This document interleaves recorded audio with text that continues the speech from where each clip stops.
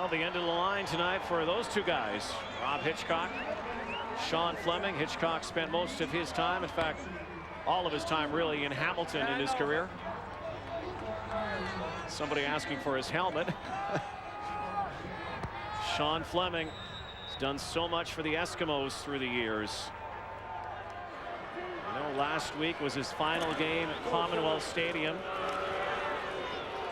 Would be an emotional time, your last game in the Canadian Football League, and appropriate that we mic up Rob Hitchcock here tonight. There we go. It's going to be a little deeper now, so we got to set that wedge a little bit deeper, okay?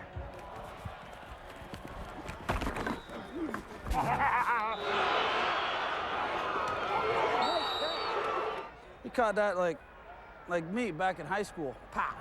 That's how we caught that.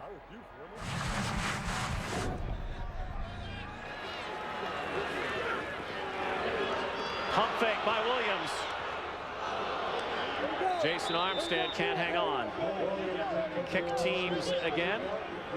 Rob Hitchcock getting a chance to play for the Eskimos. Final few games. There he was watching the sounds of the game. Number 42.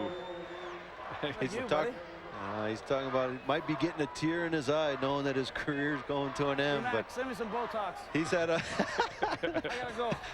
He's thinking I have Botox. I don't know about that. Well, I guess when you not much to play for. Nick Seta is hammered. No penalty flag. Nick Seta's hurt. There is a penalty flag at the point of return, but Nick Seta was nailed just as he got the ball away. He's up. He looks like he's all right.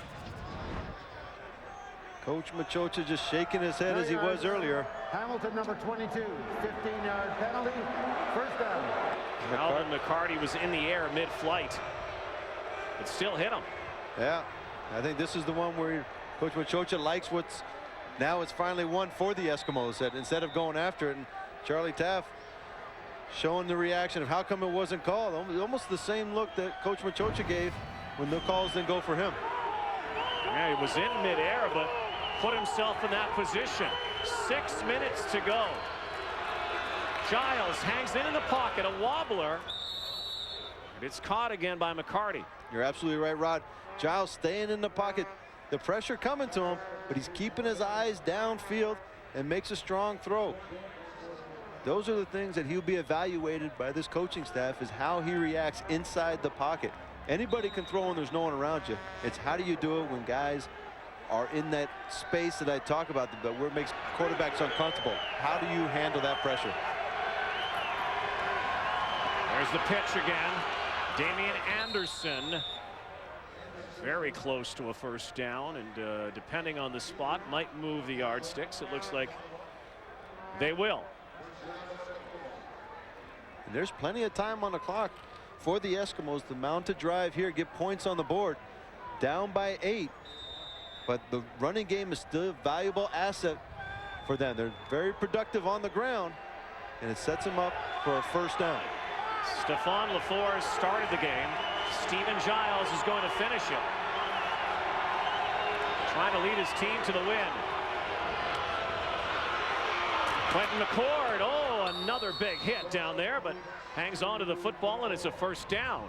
And you're starting to see Giles feel a lot more comfortable throwing the football.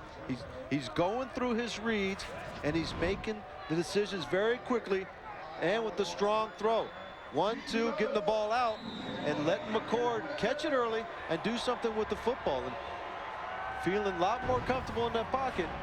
You're going to see him do some things that Stefan LaForge was doing earlier, maybe using his legs to keep this drive alive. This is where the Eskimos have stalled, however. Giles to the end zone for Stamps, and way overthrown, but a penalty flag. Some contact in the end zone. Stamps looked back right away at the officials, wonder if there was going to be a call.